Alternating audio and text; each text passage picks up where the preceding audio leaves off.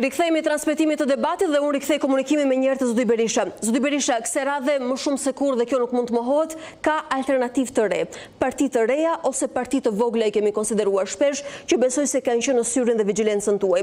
Disa pretendime ju i keni dëgjuar, ata vënë një shem barazimi mes jush dhe Ramës dhe thonë që do t'ua pamundsojnë 71 shëndardhje në pushtet me penetrimin e tyre. A e besoni këtë alternativë? Disa madje pretendojnë që do të ketë edhe zgjedhje të parakoshme pas 11 majit. Një analist i njohur që të dy ne e njohim, ka bërë këto ditë një shkrim ku thot, rrjedhshton të gjitha problematikat e mëdha të vendit dhe e mbyll në fund.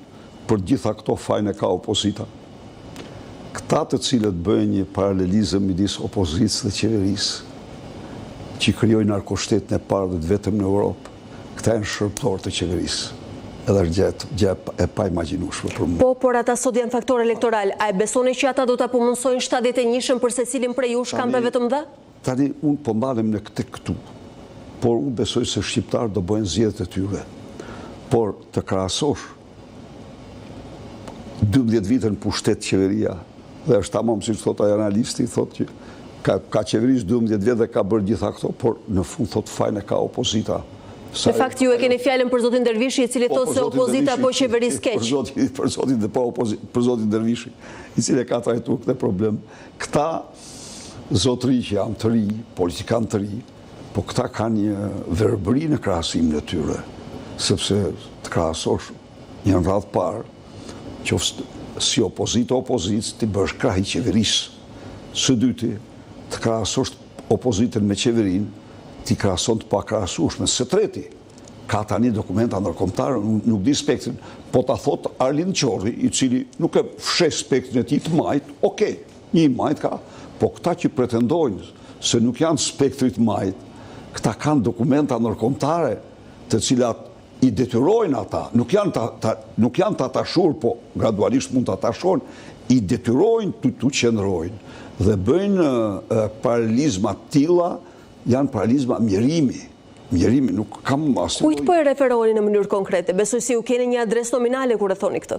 Me cilin prej tyre e keni? Përveç Qorrit, që është majtas, nuk kam asnjë lloj, një njeri që ka shpallë se është majtas.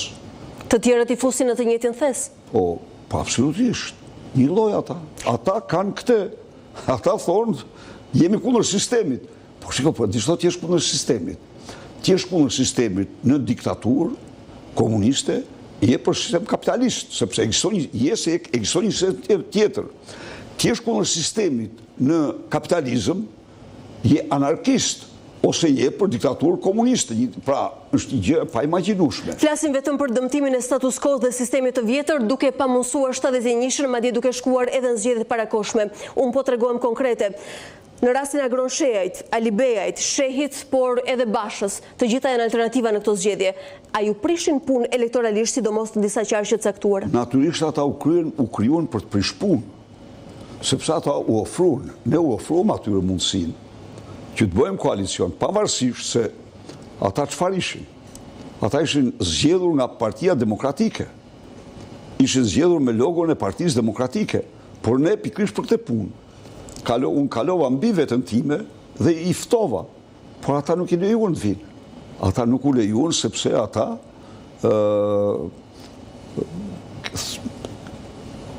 janë kundër rotacionit, u shprehen, jemi kundër rotacionit. Po nëse ti je kundër rotacionit. Ata janë kundër rotacionit mes jush dhe Edi Ramës.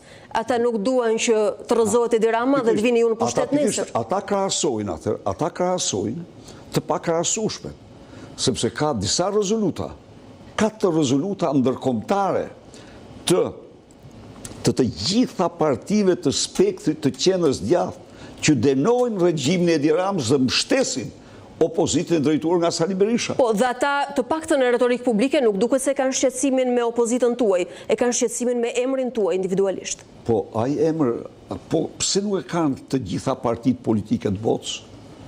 Ja, këta janë rezoluta e fundit e Partisë Popullore Europiane, ka 82 partitë politike të Europës, me 14 kryeministra. Pikërisht, shqetësimin e Sali Berishës e pati Edi Rama dhe mafia George Sorosi dhe këta vazhdojnë atë. Do me thënë, nuk janë Këta janë të krijuara, janë në një Zoti Berisha, po më lini të kuptoj që pas një përjashtim që gjithë ata si produkte janë pjellat e Edi Ramës.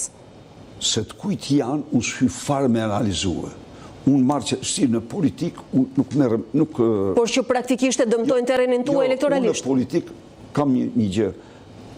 Unë gjykoj, politikarin do të gjykoj politikisht aktet. Këta deklarojnë se nuk jemi për rotacionin. Kaq, jemi për Edi Ramën. Kjo e mbyll problemin. Dhe çdo njeri që voton për ta, ka votuar për mbajtjen e Edi Ramës pushtet. Okej. Dhe te Edi Rama po shkoj detyrimisht sepse ju e dini që si para 4 vite më parë, ndoshta edhe nesër në Kuç të Vlorës, zoti Rama nënshkruan atë që e quan projekcioni i tij i Kuçit. Kësaj radhe parashikohet që nga ajo çfarë ka rrjedhur nga eksponentët socialist, të flasja ose të firmosi nga 75 deri në 78 dhe më shumë mandate. Si e gjykoni? A është realizimi mundshëm praktikisht? Ku them, ruani lumin, mos ja u vjedh Edi Rama. Pse rrezikon dhe lumin? Kjo është këshilla ime për kuçjotët. Të dashur banorë të Kuçit, ruani lumin, mos ja u vjedh Edi Rama. O si e komentoni projekcionin edhe bindjen socialiste që mund shkojnë 75, 77, 79, madje mbrëm dëgjova edhe mbi 80 mandate për disa prej eksponentëve. Do psojnë disfatën që kanë patur afërt asaj me 92-shin. Ky është komenti im për ta dhe ata e ndjejnë shumë mirë këtë. Zoti Berisha, por unë besoj si ju i keni ndjekur me kujdes edhe sondazhet. Janë 4 ose 5 prej tyre që flasin dhe janë në këto marzhe projekcioni si të mazhorancës qeverisë dhe për një endek të rritur edhe për leadershipet edhe për kampet politike dhe u dilni forca e dytë dhe humbse në këto zgjedhje. Mund të tregojnë ty një sëri sondazhesh jo me 1000 qytetarë, po me 10 mijëra qytetarë ku Sali Berisha del me krahasuar me Edi Ramën 3 herë më lartë. Të kujt janë këto sondazhe, e keni realizuar ju? Sondazhe online, sondazhe të shumta, çdo sondazh hap një faqe dhe të marrë shti brenda 10 orëve mira votues që votojnë Sali Berishën dhe jo Edi Ramën. Është zgjedhë të gjitha rrjetet. Pra po më thoni që asnjë prej sondazheve të publikuara për ju nuk ka kredibilitet. Si mund të kemë, po pse sondazhet tonë? Ishte rasti identik me rastin e Shtetit Bashkuara. Të gjitha sondazhet Donald Trumpin e nxirrin humbës, sondazhet online të gjitha e nxirrin fitues. Megjithëse ka njerëz të fushatave të Donald Trump dhe sondazheve të tij që sot po punojnë për një prej televizioneve kombëtare dhe ju nxjerrin ju humbës. Unë po them se cila ishte eksperienca. Në fakt nuk është pollsteri. Zoti Krisla Sivita e bëri qartë që ai nuk është direkt pollsteri i Donald Trump. Zoti Berisha, ju keni realizuar sondime, të cilat ndoshta janë bërë publike? Aspekte të ndryshme mund të kenë studiuar kompania, por jo tamam të plota, por siç e peti, kompania është e bindur në fitoren e Sali Berishës dhe rikthimin. Po pse zgjodhi ai? Ata nuk vinin po të mos shihnin që s'ka rikthim. Ata e panë që duhet rikthyet dhe po rikthehet. Zoti Berisha, a mund të ndani një projekcion tuaj sot me shikuesit tanë? Si e mendoni ju? Si mund të ndahen mandatet pas datës 11? Në këtë rast po ju pyes për një projekcion në nivel kombëtar, por do ta doja edhe për kryeqytetin. Po të kthehesh mrapa gjithë jetën time, nuk më gjen të parashikoj shifra dhe përqindje. Ja kam ndaluar vetes gjithmonë në mënyrë që të mos marrë dhe rol profeti, se pastaj dukesh pastaj e tepër shumë. Qofse ti pretendon se do të gjesh edhe ato, pastaj fluturon me këto. Kështu që unë për të mos fluturuar nuk përdor ndonjëherë shifra dhe përqindje, por një fitore të thellë, të plotë e parashikoj. Pa shifra, por me fitore. Me fitore të sigurt. Nëse përllogarisim që do të jeni humbsi zgjedhjeve të nesërme, si do të veproni? Statuti juaj ka një parashikim për largimin, do të largoheni, zoti Berisha? Zgjedhjet janë të fituara dhe natyrisht ai që largohet nga skena është Edi Rama. Megjithësaj ka AY e eliminoi Erion Velin me arsyeën e vetme që me datën 12 mos mund të pretendonte ai për të marrë Partinë Socialiste. Po në rastin tuaj. Jo, një minutë, se nuk është kuptuar kjo punë. Erion Velia u arrestua, u burgos për të mos thënë se kanë bërë sa gjëra tjera atje se merr vesh çfarë bëjnë, vetëm për shkak të datës 12 maj. Edi Rama është i pashpres. Po ju do të respektoni statutin nëse humbni zgjedhjet? Do të largoheni? Urdhë? Nëse humbni zgjedhjet? Po tani unë si mund të zotohem. Se kur flas për humbje më duket se nuk më dëgjoni. Për gjëra që s'mund të ndodhin, unë nuk mund të zotohem për gjëra që s'ndodhin. Zoti Berisha, keni premtuar dhe diçka tjetër nëse flasim për postën e kryeministit që është përfolur kaq gjatë, madje jeni kritikuar shumë, një referendum. Do të ndodhi referendumi apo ju jeni kandidatura e padiskutueshme për kryeministër sërish? Do ndodh. Referendum do. Kë do të përfshinë në referendum? Partia. Vetëm partinë? Partia, sigurisht, sepse ka një antarësi, partia, zgjedhjet i fiton partia. Për largimin tuaj nuk më dha qëndrim, po për referendumin po zotoni se do ta bënim. Sepse ky është i mundshëm. Ai është diçka që... Largimi juaj është misioni i pamundur. Është hipotetike tepër, kurse ky realitet ky po vjen. Në sekondat e fundit të kësaj interviste, një mesazh të fundit për shqiptarët, zoti Berisha, nga studio e debat?